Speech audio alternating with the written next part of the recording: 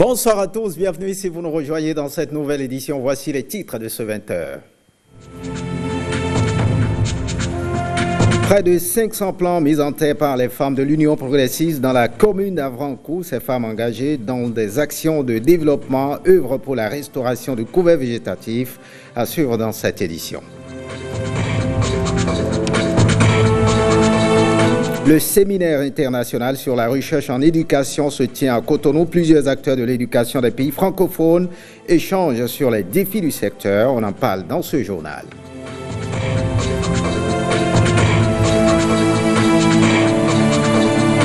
Et puis les candidats au Hadj pourront désormais être bien hébergés à Cotonou. Le gouvernement vient de mettre à leur disposition une infrastructure moderne. Vous en saurez davantage dans une vingtaine de minutes. Bienvenue si vous nous rejoignez, on parle de ces femmes. Elles ont décidé de marquer à leur manière la journée de l'arbre. Elles, ce sont les membres du Creuset des femmes de l'Union progressiste, des femmes donc engagées dans des actions de développement. Elles sont allées mettre en terre dans la matinée à Glanzoumen, dans la commune d'Avrancourt, près de 500 plants de samba. Guillaume Avienou et Brice Rombord. Ce dimanche matin, à l'école primaire publique de Glanzoumen dans la commune d'Avrancourt, des femmes de l'Union progressiste y sont pour mettre en tête des plants d'arbres. Un déplacement pour rendre hommage à la première dame originaire de la commune, mais surtout attirer l'attention sur une espèce végétale menacée de disparition dans la commune, le samba. Nous avons là des plantes ligneuses, pérennes, de gros diamètre, qui sont des plants rares. En plus de ce que nous allons faire ici, le reste, nous allons l'utiliser pour reconstituer une des forêts de samba en disparition dans Avrancourt, précisément même dans Ngonchino. Nous avons identifié cette zone pour faire honneur à cette dame exemplaire, notre maman. Nous allons instruire d'une manière ou d'une autre notre coordination d'ici à nous suivre ces plans que nous allons mettre en terre pour qu'au moment où nous allons revenir voir, que ça puisse grandir et que les besoins de la commune soient vraiment comblés et que nous puissions trouver encore d'autres pour répondre à Avrancourt ou ailleurs. Près de 500 plants ont été mis en terre ici à Glanzoumen par l'organisation.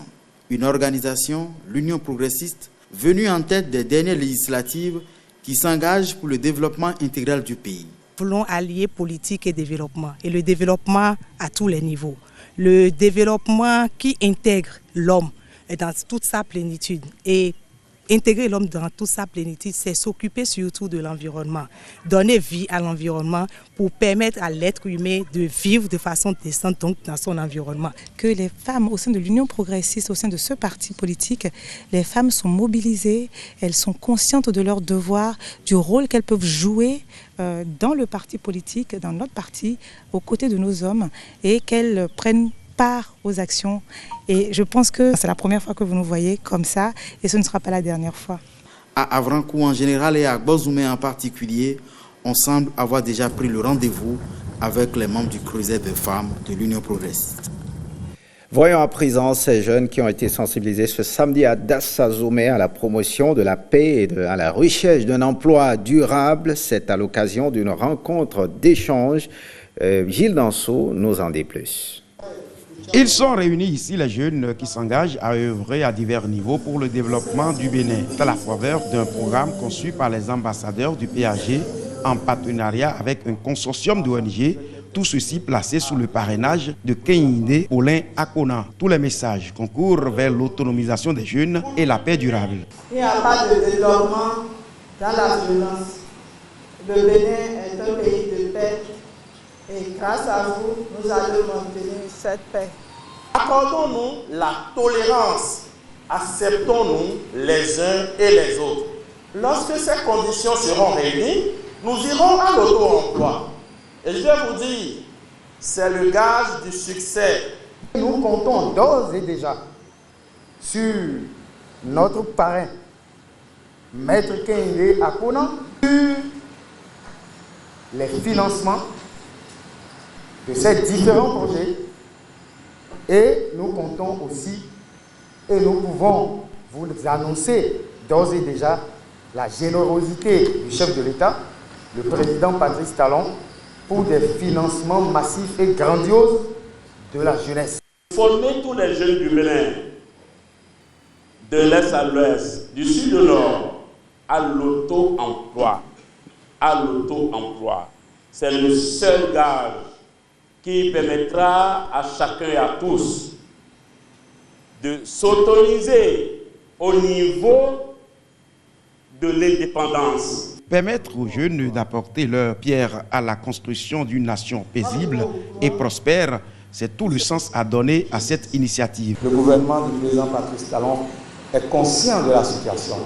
C'est pourquoi une réforme est en cours au niveau de l'enseignement pour privilégier l'enseignement technique, professionnel de courte durée qui va vous permettre de trouver facilement de l'emploi et surtout de vous auto-emplois. Mais en attendant l'aboutissement de ces réformes, nous nous sommes retrouvés, nous les ambassadeurs du PAG, avec d'autres ONG, les 5 ONG qui sont passées par ici avant moi, pour vous mettre à jour ce programme qu'on a appelé programme formation d'auto-emploi des jeunes. La jeunesse de Parakou que je connais, la jeunesse de Tchaourou que je connais, la jeunesse de Kilibo, de Saber, de Glazoué, de Ouida et d'Alada que je connais, la jeunesse de Cotonou que je connais, n'est pas une jeunesse délinquante. C'est pour cela qu'au nom de la paix, de la cohésion sociale et de l'unité nationale, je vous invite au respect des institutions de l'État. Ne vous en prenez plus jamais aux édifices publics. Les infrastructures qui ont été réalisées avec des ressources suffisamment rares n'eût été la clairvoyance du chef de l'État qui, de main de maître, a dirigé personnellement ces opérations pour que le Bénin ne sombre pas dans le chaos. On serait en train d'assister à autre chose. Ces jeunes ont donc été ainsi formés à l'auto-emploi et sensibilisés sur les valeurs citoyennes pour la paix, la cohésion sociale et l'unité nationale. Direction le Septentrion, 23 conseillers sur 26 ont pris part à la deuxième session ordinaire de l'année 2019 du conseil municipal de Parakou. Entre autres sujets abordés, la question de la sécurité des biens et des personnes dans la commune. Le compte-rendu de Doris Nathalie Olavi. La sécurité des personnes et des biens de Parakou préoccupe les conseillers. C'est pourquoi il faut renforcer la mesure relative à la brigade civile de sécurité mise en place et dont les résultats sont satisfaisants. Nous envisageons l'extension de cette mesure à l'ensemble du territoire de la commune, mais cela nécessite des moyens financiers. Moyens financiers pour l'équipement des cellules et aussi moyens financiers pour la motivation des éléments. Ceci permettra à terme d'évaluer la qualité de nos tests et de faire des propositions pour une police municipale béninoise efficace parce que vraiment opérationnelle. Beaucoup d'autres sujets, non moins importants, ont été également abordés au cours de cette session. Il a été aussi question de la réorganisation du secteur de vente de sable et de la latérite sur le territoire de la commune de Parakou. Et également le principe d'autoriser la mairie de Parakou à prendre une part active dans la célébration du cinquantenaire de ce jeu Hubert Maga. Le titre de champion des Buffs FC du Borgou n'est pas passé sous silence. Dans le mot introductif du maire, il avait déjà fait allusion à cet aspect en félicitant les équipes de la ville pour leur performance. Il s'agit notamment des équipes de football ayant pris part au championnat de première et deuxième division. J'ai nommé Real Sport de Parakou, Dynamo de Parakou et bien évidemment Buffle FC du Borgou qui a réédité l'exploit parce que a décroché son 3e sac consécutif. À l'entame de la séance, les conseillers ont eu droit à une communication sur le système d'information géographique SIG, un outil regroupant toutes les informations spatiales de la commune. On reste dans le Borgou. La conférence administrative départementale du Borgou s'est réunie ce mercredi à la préfecture du Borgou pour le compte du mois de juin 2019. 3 points essentiels à l'ordre du jour. Les détails avec Alessandra Diotin.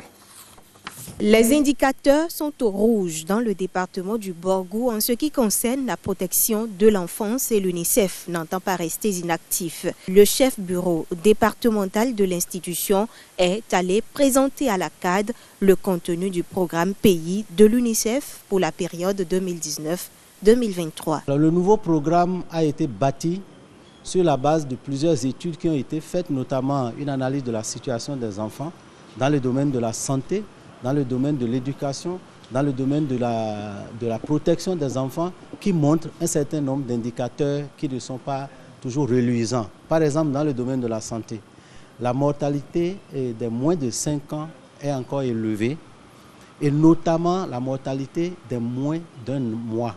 Les enfants de moins d'1 mois, il y en a 32 sur 1000 naissances qui meurent.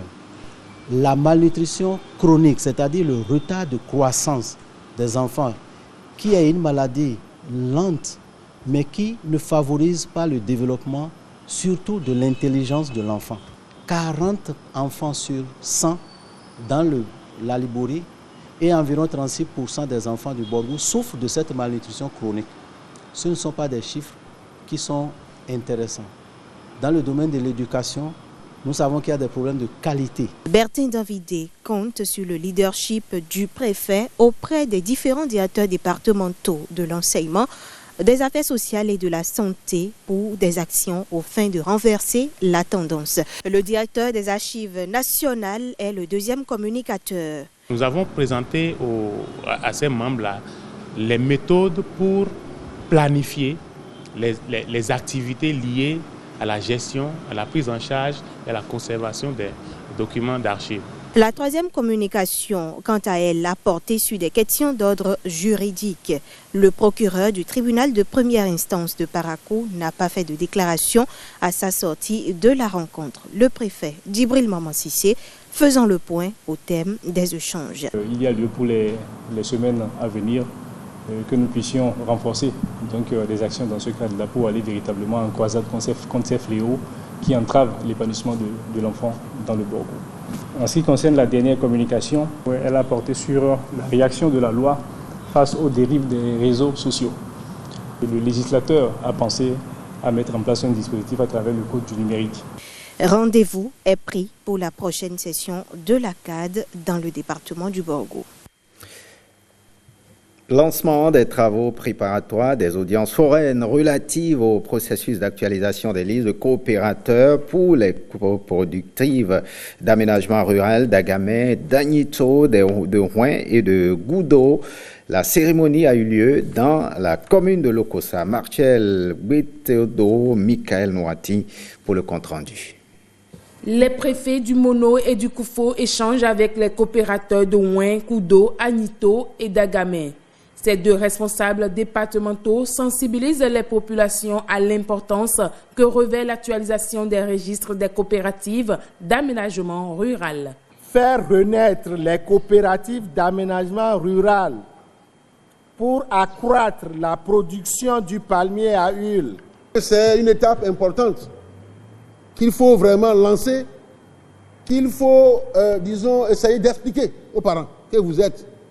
De commun accord avec les populations concernées, des comités paritaires sont mis en place pour la bonne conduite des opérations. C'est le moment pour le tribunal de première instance de Lokossa de jouer sa partition.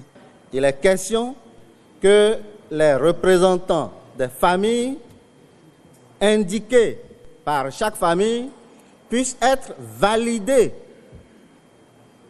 à travers une décision du tribunal. Pour le porte-parole des coopérateurs, l'opération s'annonce difficile, mais pas impossible. Pour délivrer les papiers concernant ceux qui sont morts et ceux qui n'ont pas d'acte de naissance pour témoigner de ci et de ça, c'est du boulot. Pour rappel, les coopératives d'aménagement rural CAR connaissent depuis 2004 une véritable crise institutionnelle empêchant le renouvellement des instances dirigeantes. Et puis, ils sont 84 jeunes à recevoir une subvention de l'Agence nationale pour la promotion de l'emploi dans la commune de Dobo. Grâce au projet d'emploi jeunes, l'ANPE met de nouveaux micro-entrepreneurs sur le marché de l'emploi. C'est le reste des 168 jeunes de la commune qui reçoivent ainsi des subventions devant plusieurs autorités. Marcel Betodo et Michael Noati nous en disent plus. L'Agence nationale pour la promotion de l'emploi, à travers son projet d'emploi jeune, valorise la créativité, le leadership et le savoir-faire. Ainsi, 84 jeunes de la commune de Dobo bénéficient d'une subvention pour la deuxième phase du PEJ. À partir d'aujourd'hui, on peut vous appeler des micro-entrepreneurs. Dans quelques jours, dans quelques mois, nous allons revenir pour voir si effectivement vous avez démarré les activités. Nous devons vraiment vous féliciter pour avoir fait ce parcours-là et dire aujourd'hui, c'est le jour où vous recevez la subvention. C'est le moment pour le préfet du Koufo de revenir sur les orientations à faire pour un bon usage de ces subventions. Ce n'est pas pour aller faire les funérailles. Non. Mais vous allez transformer les fonds reçus pour aller plus loin. Pour devenir riche. Plus riche que les autres que vous voyez là. D'accord? Plus riche que le maire. Plus riche que tous les opérateurs économiques de ce pays. Parce qu'eux aussi, ils ont commencé comme vous. Le maire de la commune de Dobo, ému par le choix porté sur sa commune, n'a qu'un seul mot.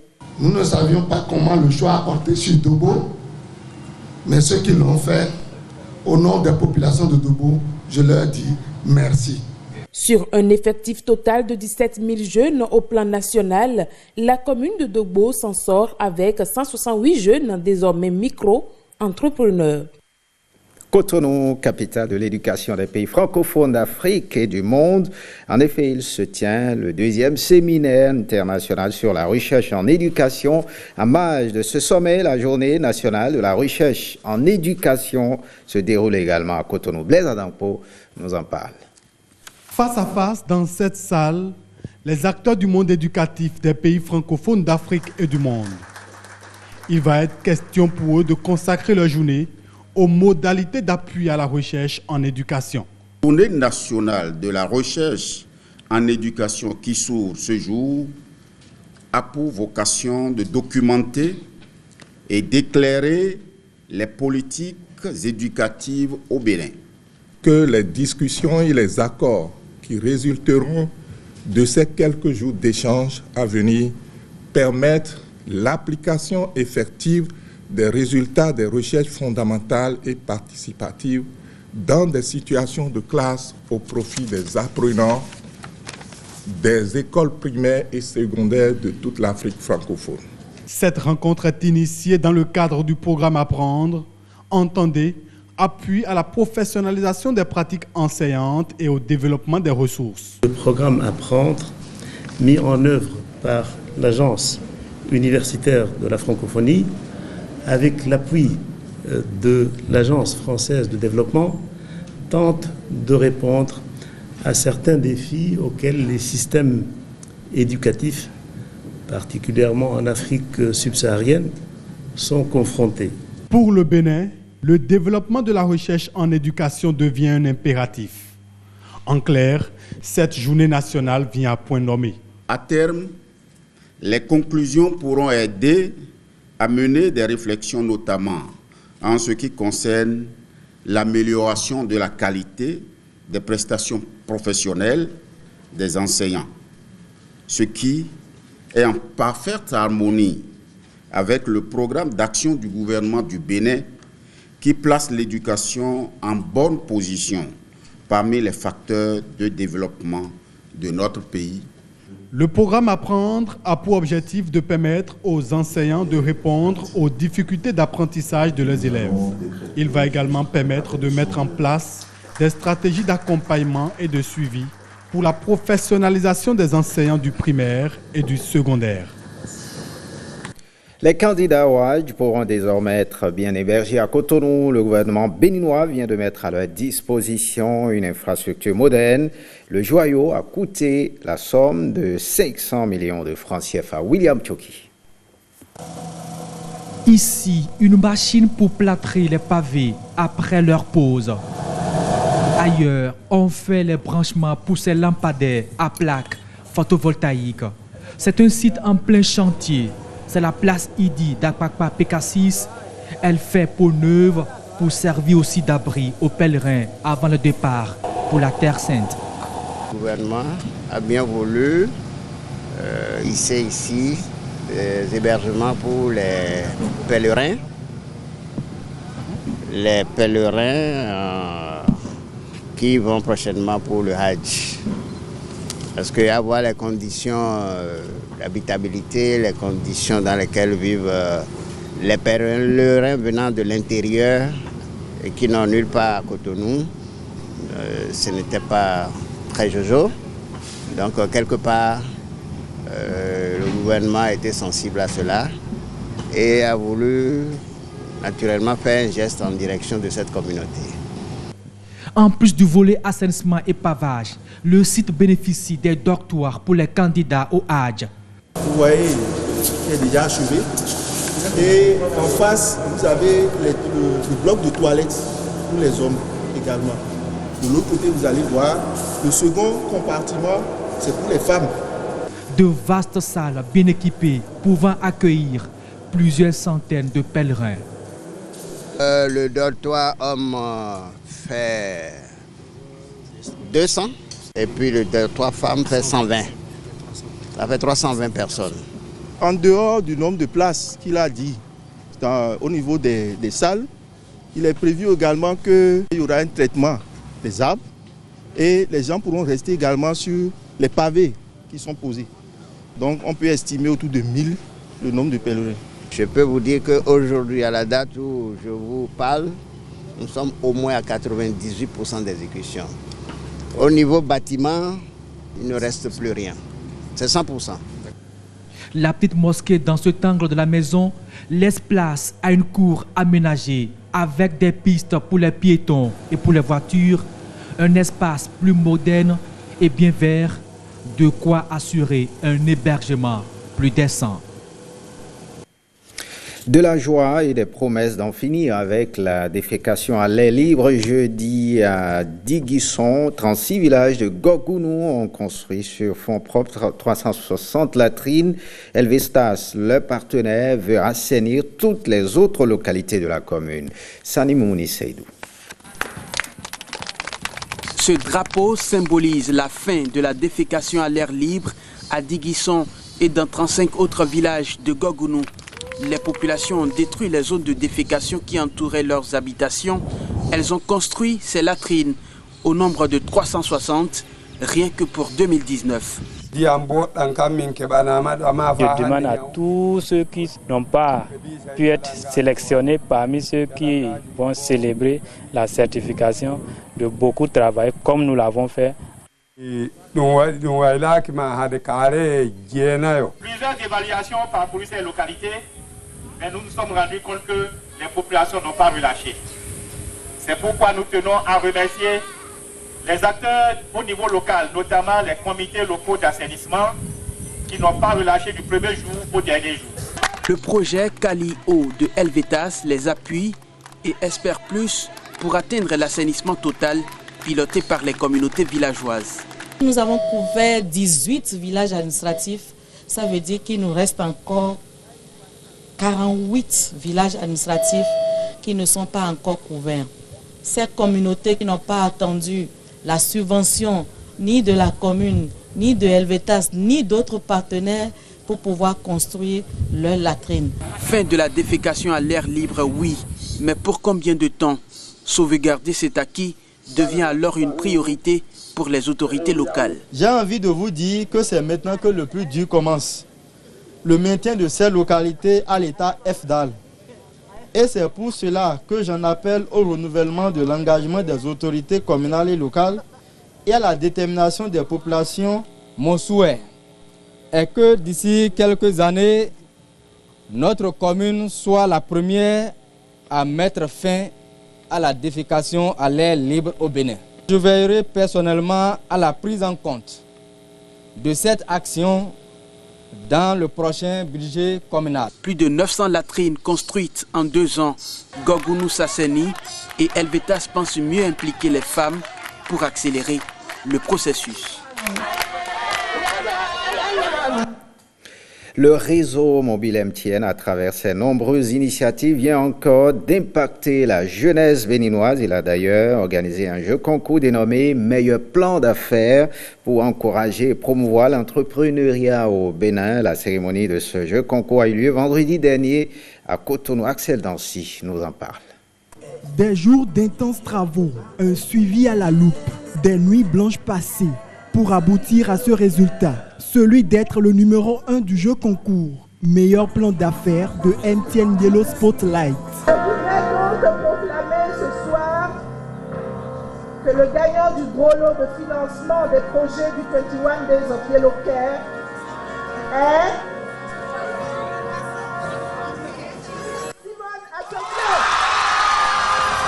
Simone Maoussi Assoclé, 23 ans. Au cours de sa prestation et grâce à son projet d'entrepreneuriat dénommé Poisson fumé Tigan, a séduit, convaincu et emballé la salle. Et pour finir, a emporté une somme de 5 millions de francs CFA pour monter son affaire. Je suis vraiment heureuse.